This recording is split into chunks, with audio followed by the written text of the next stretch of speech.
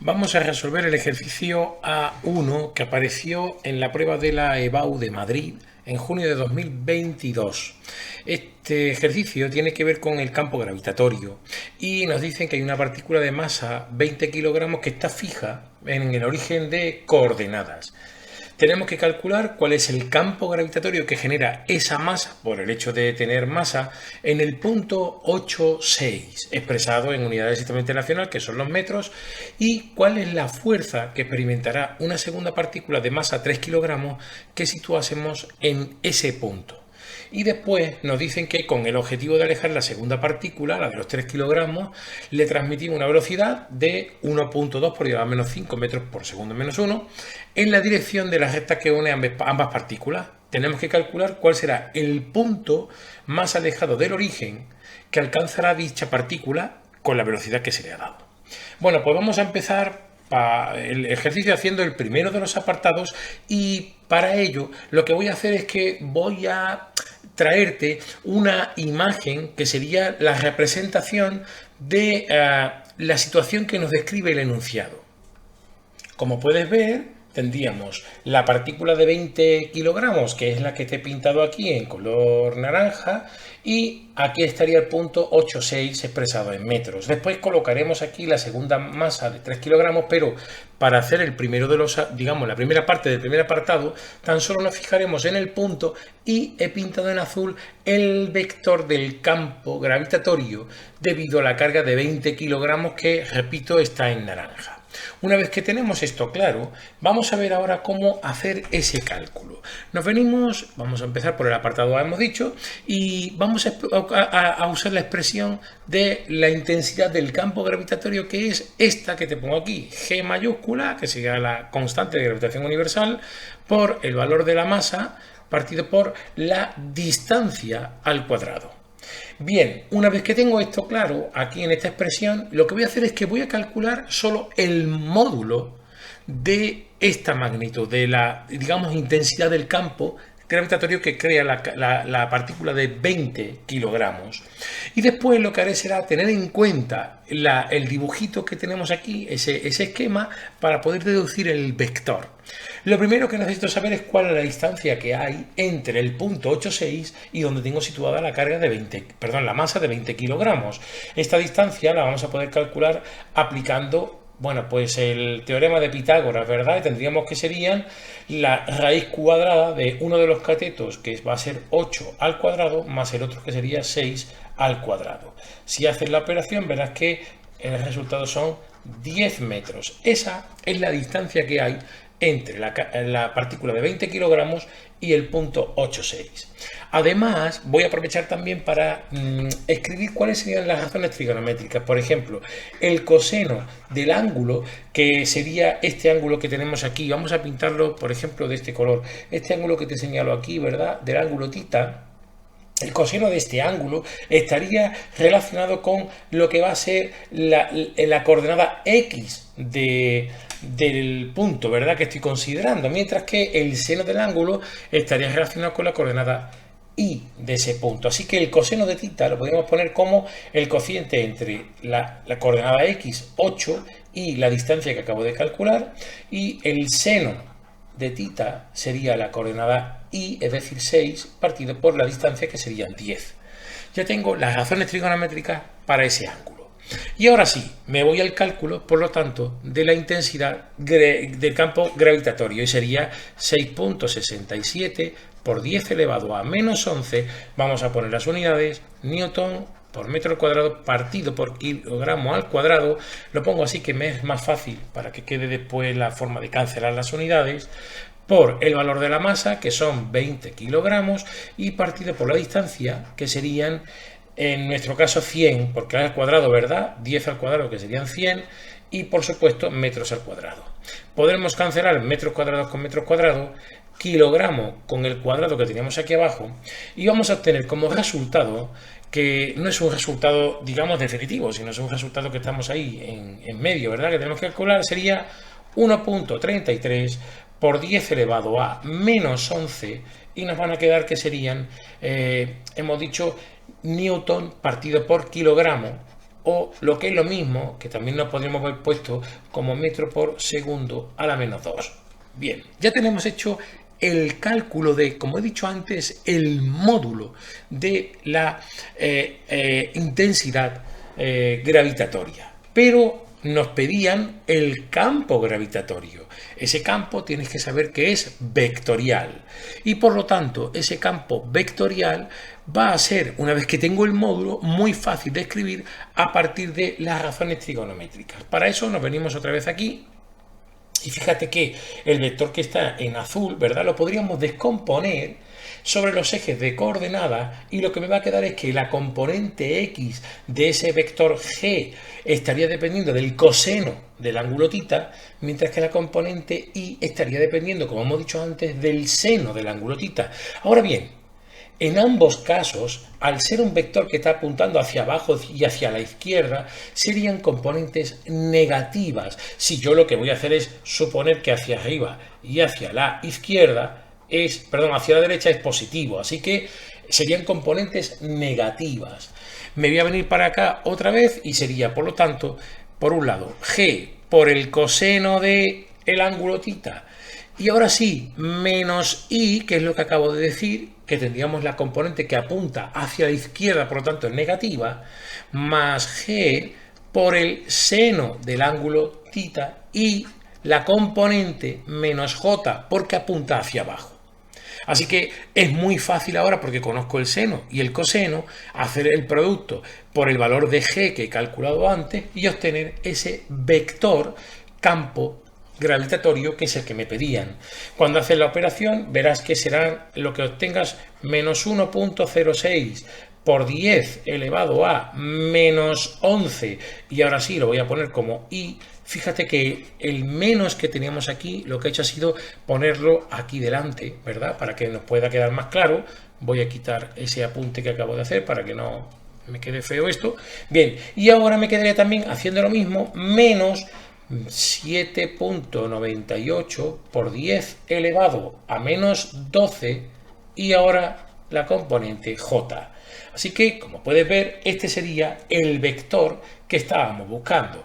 Eso sí, me va a quedar que serían metros por segundo partido por segundo al cuadrado, o como teníamos arriba, metros por segundo menos 2. Ya tengo hecho ese vector que me estaban pidiendo. ¿Cuál es el campo gravitatorio generado? Ahora lo siguiente que tengo que calcular es la fuerza, ¿verdad?, que experimentará otra partícula de 3 kilogramos que yo ponga en ese punto. Claro, la fuerza, en este caso fuerza gravitatoria, sería igual al producto de la masa que voy a poner, voy a llamarla m', por el campo gravitatorio que acabo de calcular. Así que fíjate que no es más que el producto de un escalar, que sería esta masa prima, por un vector que acabo de calcular. Dicho de otra manera, tendríamos que poner los 3 kilogramos y aquí vamos a poner ahora lo que serían los valores que acabamos de poner arriba por, en este caso, menos 1 por 0.06 por 10 a menos 11 y menos, y ahora sería 7.98 por 10 elevado a menos 12 j.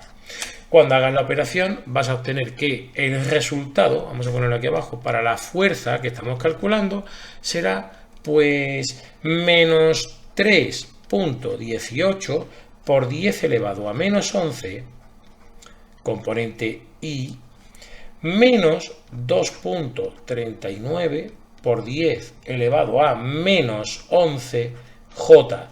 Y la unidad serían, como ves aquí, kilogramo por metro por segundo elevado a menos 2, o lo que es lo mismo, newton. Esa sería la fuerza, y con esto queda completo el primero de los apartados del ejercicio. A continuación, en el segundo de los apartados, lo que vamos a hacer es un balance de energía, porque nos dicen que transmitimos una velocidad, así que vamos a jugar con la energía de esa partícula que tiene 3 kilogramos de masa. Bueno, vamos a traernos los datos que teníamos antes en el apartado anterior y ahora podemos continuar con, como hemos dicho, hacer el balance de energía. Es decir, vamos a tener en cuenta cuál sería la energía mecánica que tiene esa partícula al inicio, que, como tú bien sabes, la energía mecánica es la suma de la energía cinética y la energía potencial que tuviera al inicio. En nuestro caso, pues sería la masa partido por 2 por la velocidad inicial al cuadrado, esa es la parte de la energía cinética, y la energía potencial, que es menos g por, voy a poner m grande para la masa, digamos, que crea el campo, la de los 20 kilogramos, por m pequeña, que sería la que voy a considerar, que es la de los 3 kilogramos, y partido por d, que es la distancia que hay de una a otra. Claro, eso sería la energía mecánica al inicio, pero yo he comunicado una velocidad para alejar la partícula. Así que la energía mecánica que tuviera al final también tendría la misma forma, sería energía cinética y energía potencial. Pero hay que tener en cuenta que aquí vamos a poner la energía potencial al final, que en nuestro caso al final la energía cinética será cero. ¿Por qué? Pues porque se va a estar alejando hasta que la velocidad sea cero. Por lo tanto, podríamos decir que la energía mecánica al final tan solo va a tener la forma que sería menos g por m mayúscula y por m partido por lo que llamaremos d', que es la distancia que yo quiero conocer, es decir, cuánto es lo que se aleja como consecuencia de esa velocidad que le he dado. Como hemos dicho, hacemos un balance de energía. La energía mecánica al inicio tiene que ser igual que la energía mecánica al final. Se conserva la energía mecánica si no hay, ¿verdad?, ningún tipo de fuerza que sea no conservativa. Así que una vez que tenemos esto claro, lo siguiente que hacemos es igualar las dos expresiones. Yo voy a sacar factor común la masa pequeña y fíjate que quedaría la velocidad inicial al cuadrado partido por 2 y aquí me quedaría menos g por la masa grande partido por d. Y en el otro miembro, pues lo que me va a quedar sería, como hemos visto, menos g por la masa grande por la masa pequeña partido por lo que hemos llamado d'. Ya tenemos nuestra igualdad y claro, podemos ver que podríamos cancelar la m pequeña en ambos miembros y por lo tanto, despejando el valor de d', que insisto es la distancia final que alcanzará, vamos a escribir que sería g por m mayúscula dividido por, y aquí tendríamos ahora g por m mayúscula partido por d, y menos v inicial al cuadrado partido por 2.